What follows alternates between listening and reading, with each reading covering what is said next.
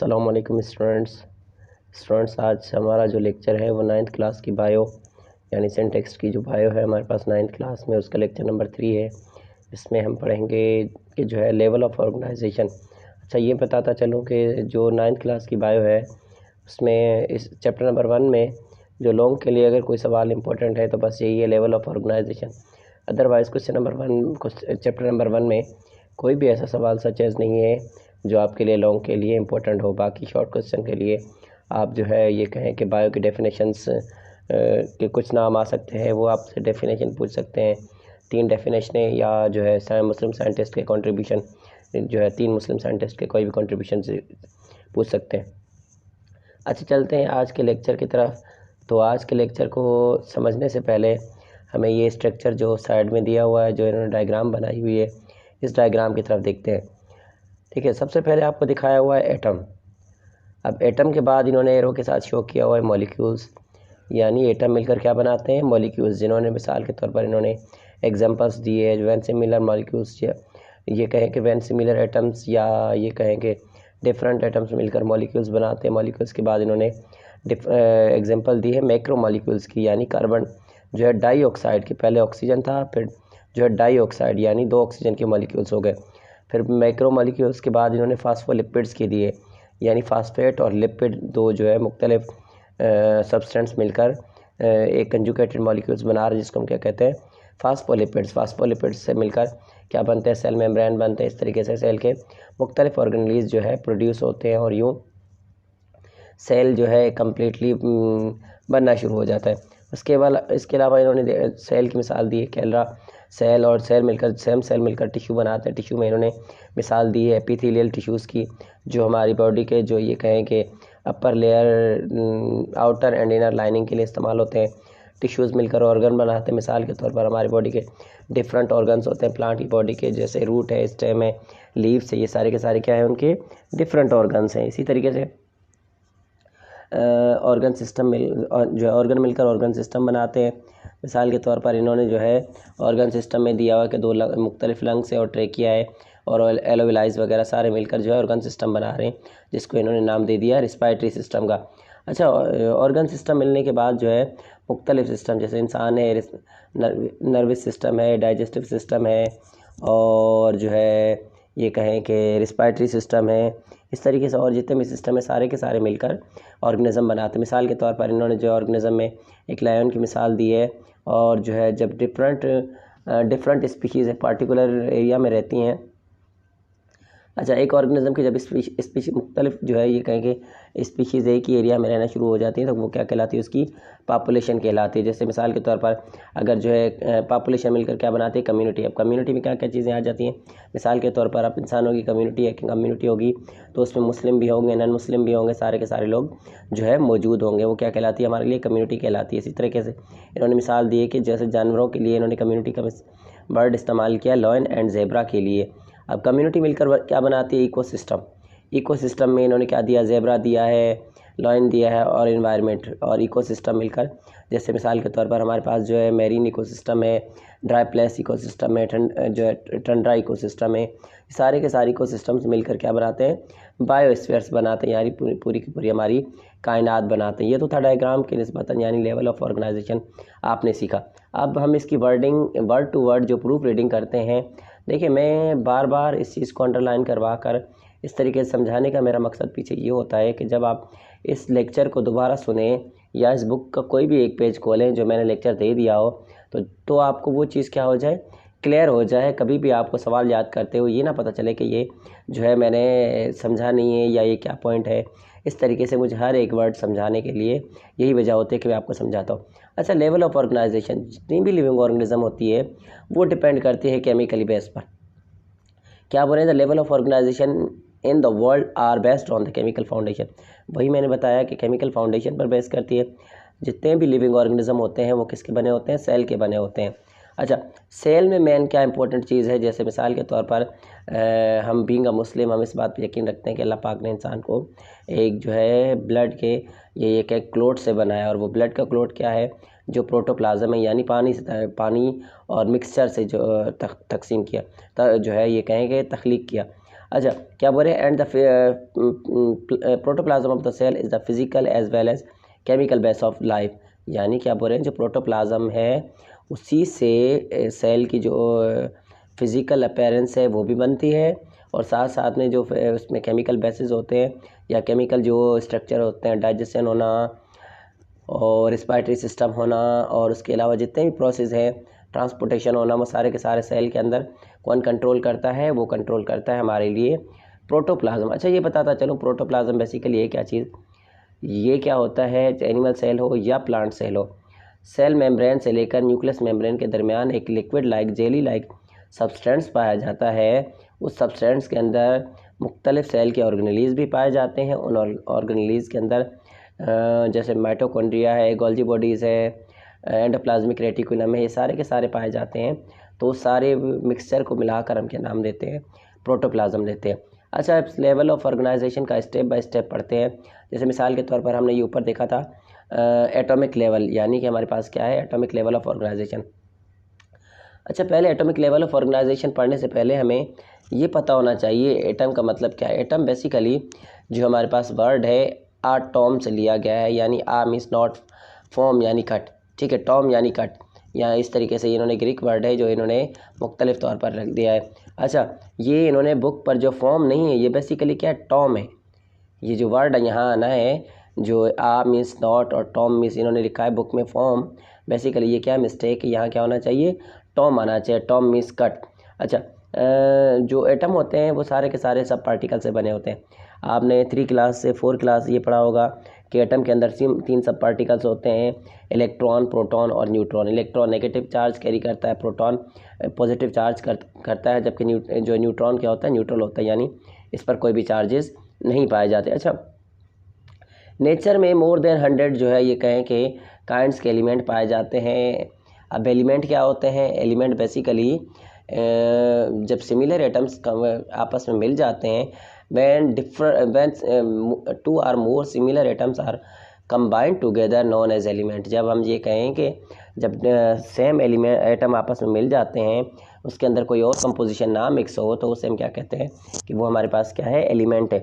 अच्छा तकरीबन कुदरती जो एटम एलिमेंट है हमारे पास वो 100 के करीब तरीन है। उसमें से 16 जो है जिनको हम क्या कहते हैं, बायो एलिमेंट्स कहते हैं, जो कि हमारी बॉडी के लिए बहुत ज़्यादा वाइटल है, यानी बहुत ज़्यादा लाजमी है। अच्छा उसमें से भी जो 6 हमारे पास carbon, hydrogen, oxygen, nitrogen, sulphur and potassium, ये हमारे लिए क्या है, बेसिक एलिमेंट ऑफ लाइफ है, ठीक है। अच्छा ये basic of element of life है। इनके अलावा हमारे पास क्या आता है, सेकेंड वन हमारे पास एटॉमिक लेवल के बाद जो सेकेंड लेवल आता है वो हमारे पास लेवल आता है मॉलिक्यूलर लेवल ऑफ ऑर्गेनाइजेशन का। अच्छा मॉलिक्यूलर लेवल ऑफ ऑर्गेनाइजेशन में जब डिफरेंट एटम्स, या ये बेसिकली क्या होता है, मॉलिक्यूल्स है क्या, मॉलिक्यूल्स या तो एलिमेंट का कोई पार्टिकुलर पार्ट होता है या कंपाउंड का कोई पार्टिकुलर पार्ट होता है, एक छोटा सा पार्ट जो कि या तो एलिमेंट के किसी पीस का भी हो सकता है जो एलिमेंट की मुकम्मल खुसूसियात को कैरी करता हो, या ये कहें कि कंपाउंड का कोई भी स्मॉल पार्ट हो सकता है जो कंपाउंड की खुसूसियात को कैरी करते हैं। अब फ़र्क क्या होता है एलिमेंट और कंपाउंड में। अच्छा एलिमेंट में क्या होते हैं, सेम एटम पाए जाते हैं, जबकि कंपाउंड में डिफरेंट एटम्स पाए जाते हैं।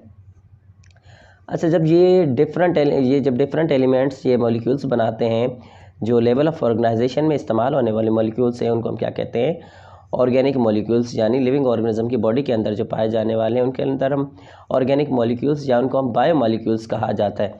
अच्छा ये हम जब इनको क्लासीफाइड करते हैं तो 2 तरह के मॉलिक्यूल्स होते हैं, एक माइक्रो मॉलिक्यूल्स और दूसरा मैक्रो मॉलिक्यूल्स। मिसाल के तौर पर हमारे पास जो ये कहें कि हमारे पास जो ग्लूकोज है, अमाइनो एसिड्स है, फैटी एसिड्स है, ये क्या है हमारे पास माइक्रो मॉलिक्यूल्स है, यानी बहुत छोटे छोटे मॉलिक्यूल्स होते हैं। ग्लूकोज के मॉलिक्यूल्स हैं वो बड़े जो है मिक्स होकर ग्लाइकोजन बनाते हैं, अमाइनो एसिड्स हैं वो आगे जाकर प्रोटीन बनाते हैं। इसी तरीके से हमारे पास जो कार्बोहाइड्रेट है, प्रोटीन है एंड लिपिड्स है वो मैक्रो मॉलिक्यूल्स हैं, यानी वो लार्ज मॉलिक्यूल्स होते हैं, वो बड़े मॉलिक्यूल्स होते हैं। उनके बाद जो है ये कहें कि ये किसी छोटों से नहीं मिलते, ये जाकर आगे जो है कंपोजिशन में हिस्सा लेते हैं। अच्छा क्या बोल रहे हैं, the unit of micro molecules combined together form form macro, जाहिर सी बात है छोटे मॉलिक्यूल्स मिलकर ही बड़ा मॉलिक्यूल्स बनाते हैं। अच्छा, मॉलिक्यूलर लेवल ऑफ ऑर्गेनाइजेशन के बाद जाहिर सी बात है मॉलिक्यूल मिलकर सेल जो है प्रोटोप्लाज्म या सेल की कोई भी ऑर्गेनेलीज बनाएंगे। अब उस ऑर्गेनेलीज के बनने के बाद हमारे पास जैसे ऑर्गेनेलीज सारी के सारी बन गई, तो अब जाहिर सी बात है सेल लेवल जो है सेलुलर लेवल कहलाएगा, यानी जो अब क्या है हमारे पास ऐसा लेवल है जिस पर सेल बन चुका है।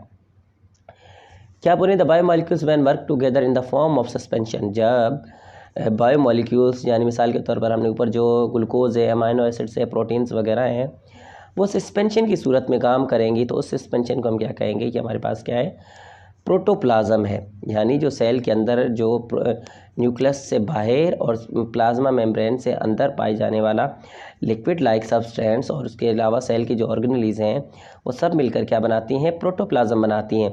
ठीक है। अच्छा, protoplasm is the combination of organic and specific inorganic substance. अच्छा, क्या बोल रहे हैं कि जो प्रोटोप्लाज्म है उसमें ज़्यादातर जो मटेरियल है वो ऑर्गेनिक है, लेकिन सम टाइम कुछ स्पेसिफिक ऐसा भी हो सकता है जो इनऑर्गेनिक फॉर्म में पाया जाए। मिसाल के तौर पर वाटर है, when protoplasm work in the form of unit this is called cell.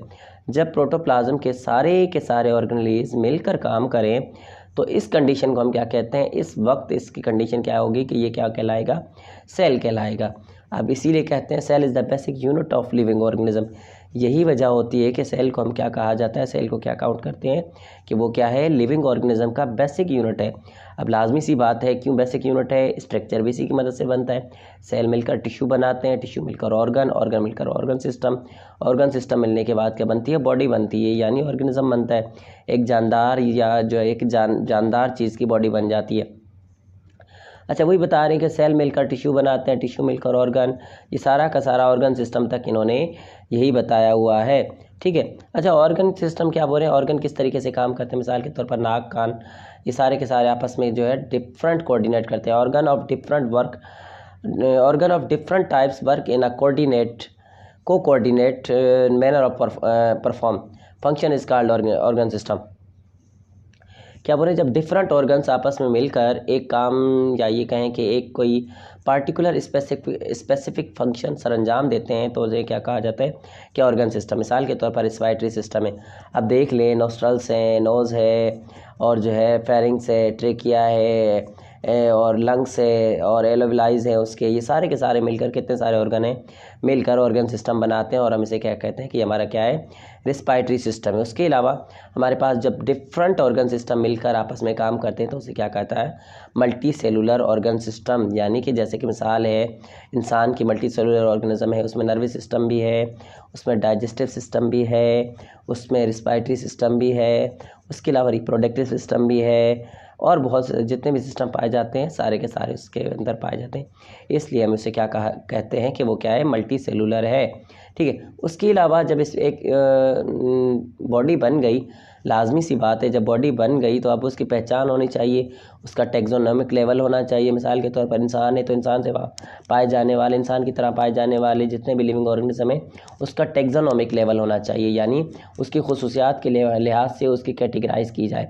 क्या बोले, there is another level of organization which is related to with living organism. अब एक जानवर जो दूसरे जानवर जैसा दिखता हो किरदार के लिहाज से, उन्हें एक जगह ही रखा जाता है। क्या बोल रहे हैं, जिस तरीके से टेक्सोनोमिक लेवल का जो यूनिट होता है वो स्पीशीज़ होता है। अब बेसिकली स्पीशीज़ क्या होता है, स्पीशीज़ एक ख़ास किस्म की मार्फोलॉजिकल ऐसे लिविंग ऑर्गेनिज्म जो कि मार्फोलॉजिकल सिमिलर कैरेक्टर जो है रखते हों और इंटरब्रीड करें तो जो है ये कहें कि अपने बच्चे फर्टिलाइज कर सकें। मिसाल के तौर पर मर्द और औरत, ठीक है, ये क्या है, एक जैसी खुसूसियात रखते हैं, एक जैसे ही कैरेक्टर रखते हैं, लेकिन वो इंटरब्रीड करें तो एक जो है रिज़ल्ट में क्या करेंगे, फर्टाइल होकर और अपने बच्चे पैदा कर सकते हैं। इस लेवल को हम क्या कहते हैं कि ये हमारे पास क्या है, टेक्सोनोमिक लेवल है। ये स्पीशीज़ की डेफिनेशन थी।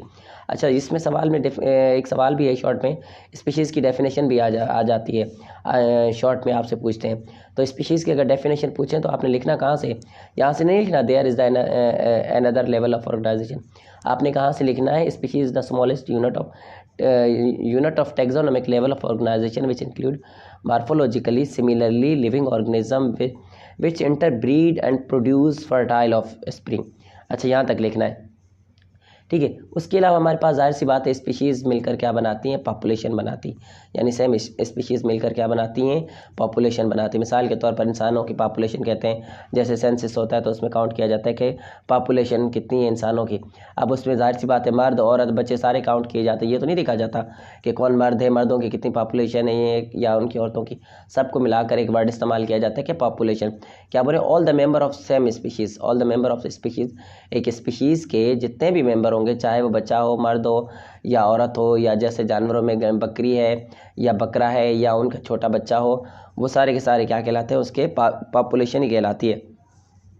ठीक है। और एक साथ किसी मखसूस जगह पर रहें तो वो क्या कहलाती है, उनके लिए पॉपुलेशन कहलाती है। मिसाल के तौर पर जो है तोते के जो है ये कहें कि तोतों का एक दरख्त पर रहना, वो क्या कहलाता है, पैरट पॉपुलेशन कहलाता है। उसके अलावा कम्युनिटी, अब डिफरेंट पॉपुलेशन जब एक जगह पर आपस में सर्वाइव करें, एक जगह पर ही रिहाइश पजीर हों, मिसाल के तौर पर एक दरख्त है, उस दरख्त पर जो है मुख्तलिफ़ तरह के परिंदे रह रहे हैं, तो वो क्या कहलाती है, उसकी कम्युनिटी कहलाती है। ठीक है। मिसाल के तौर पर अक्सर हम देखते हैं कोई जो फलदार दरख्त होता है, जैसे मिसाल के तौर पर जो है आम का दरख्त है। अब आम के दरख्त में कुछ आम तौर पर चिड़िया भी बैठती हैं, तोते भी बैठते हैं, और उसके अलावा जो है कौवे भी उसमें से फ्रूट्स वगैरह जो है ये कहें कि खाना शुरू कर देते हैं। जैसे ख़ास तौर पर तोतों का है, या ऐसे और ज़्यादा जो भी फर्गीवोर्स जो प्लांट जो है वो होते हैं, बर्ड्स होते हैं जो फ्रूट खाने वाले, वो सारे के सारे जो है वहाँ पर मौजूद होते हैं। इसी तरीके से कम्युनिटी मिलकर क्या बनाती है, इकोलॉजी बनाती है, इकोलॉजिकल सिस्टम बनाती है। अब इकोलॉजिकल सिस्टम क्या है, बेसिकली जब लिविंग ऑर्गेनिज्म का अपने जो है ये कहें नॉन लिविंग इन्वायरमेंट से रिलेशनशिप हो, रेसिप्रोकल इंटरेक्शन हो, यानी हम हैं तो जो है नॉन लिविंग है, नॉन लिविंग है तो हम हैं, यानी लाजमी सी बात है। मिसाल के तौर पर इंसान अगर जो है इन्वायरमेंट में कार्बन डाइऑक्साइड ऑक्सीजन ना होती, ठीक है, तो क्या इंसान सांस ले पाता? जब इंसान सांस नहीं ले पाता, इंसान सांस नहीं लेता, तो कार्बन डाइऑक्साइड रिजल्ट में एनवायरनमेंट में देता, नहीं देता। तो ऐसे लिविंग ऑर्गेनिज्म जिसमें जानवर अपने जो है ये कहें कि एनवायरनमेंट के साथ एक ख़ास ताल्लुक़ रखते हों, उस ताल्लुक़ को, उन दोनों के ताल्लुक़ को हम क्या कहते हैं, इकोलॉजिकल सिस्टम कहते हैं। अच्छा, मुख्तलिफ इकोलॉजिकल सिस्टम होते हैं। मिसाल के तौर पर मैरीन इकोलॉजिकल सिस्टम होता है, ड्राई प्लेसेस का इकोलॉजिकल सिस्टम होता है। इसी तरीके से जो है जो टंड्रा इकोलॉजिकल सिस्टम होता है। इसी तरीके से हमारे पास जो है आइस यानी ठंडे एरिया में रहने वालों का इकोलॉजिकल सिस्टम अलग होता है। अब इकोलॉजिकल सिस्टम मिलकर क्या बनाते हैं, अब जैसे मिसाल के तौर पर समुद्री मखलूक अलग तरीके से रहती है, खुश्की पर रहने वाली मखलूक़ात अलग रहती है, उनका इकोलॉजिकल सिस्टम अलग होता है। इसके अलावा और भी जितने भी जानवर हैं मुख्तलिफ एरिया में रहने वालों का मुख्तलिफ इकोलॉजिकल सिस्टम होता है। ये सारे के सारे इकोलॉजिकल सिस्टम मिलकर क्या बनाते हैं, बायोस्फीयर बनाते हैं। अब बायोस्फीयर क्या है, क्या बोल रहे हैं, the part of earth where life is exist is called biosphere. ज़मीन का वो हिस्सा जहाँ ज़िंदगी एग्जिस्ट करती है, यानी ज़िंदगी गुजारी जाती है, जहाँ ज़िंदगी पॉसिबल है, उस हिस्सों को हम क्या कहते हैं, बायोस्फीयर कहते हैं। It is consist of different kind of ecosystem. यहाँ पर मुख्तलिफ तरह के इकोसिस्टम पाए जाते हैं। बेशक अभी मैंने बताया कि मैरीन इकोसिस्टम है, जैसे समंदर में पाए जाने वाले जानवरों का इकोसिस्टम अलग है। वो क्या करते हैं, ज़्यादातर गिल्स से सांस लेते हैं, खुश्की पर आते हैं। तो कुछ जानवर ऐसे भी हैं जो ये कहें कि अपने लंग्स इस्तेमाल करके, मिसाल के तौर पर हमारे पास मेंढक है। मेंढक अगर पानी में होगा तो गिल्स से सांस लेता है, बाहर होगा तो जो है अपने लंग्स इस्तेमाल करता है, अपने स्किन इस्तेमाल करता है। इसी तरीके से ये कहें कि खुश्की पर रहने वाले जानवर हैं, जैसे मिसाल के तौर पर इंसान है। इंसान के अंदर गिल्स नहीं है, क्या वो समंदर के अंदर जाएगा, ज़िंदा रह पाएगा? पानी के अंदर डुबकियाँ लगाएगा, ज़िंदा रह पाएगा? नहीं। वो कोशिश करेगा कि वो ऊपर आऊँ ताकि ऑक्सीजन मिले। अगर ऑक्सीजन नहीं मिलेगी तो एक वक्त आएगा वो क्या कर जाएगा, डाई कर जाएगा, एक्सपायर हो जाएगा। इसी तरीके से जितने भी इकोसिस्टम होते हैं वो मिलकर एक कलेक्शन बनाते हैं। उस कलेक्शन को क्या कहते हैं कि बायोस्फीयर कहते हैं। अच्छा, ये स्टूडेंट आज का हमारा जो टॉपिक था वो बायोस्फीयर तक हमारा ख़त्म हो गया। नेक्स्ट हमारा क्या है, यूनिसेलुलर, ये कहें कि लिविंग ऑर्गेनिज्म है या ऑर्गेनाइजेशन है। तो कमेंट करते रहें कि कैसा लगा आपको लेक्चर, और उम्मीद कि मैं इस लेक्चर में या ये जो हमारे पास जो सीरीज़ शुरू हुई है 9th क्लास की बायो की, इंशाल्लाह मैं कंप्लीट करूँगा। कोशिश करूँगा कि जल्द से जल्द ये आपका सिस्टम कंप्लीट हो जाए। और आज का जो हमारा चैप्टर है वो यहाँ तक जो एग्ज़ाम के लिहाज से वो हमारा इम्पोर्टेंट हो चुका है या कंप्लीट हो चुका है, ये कह सकते हैं, ये कंप्लीट ही। इंशाल्लाह मैं इसके सवाल जवाब भी सॉल्व करवाऊँगा और MCQs भी आपको लाजमी सॉल्व करवाऊँगा। तो चैनल को सब्सक्राइब करें और कमेंट करते रहें।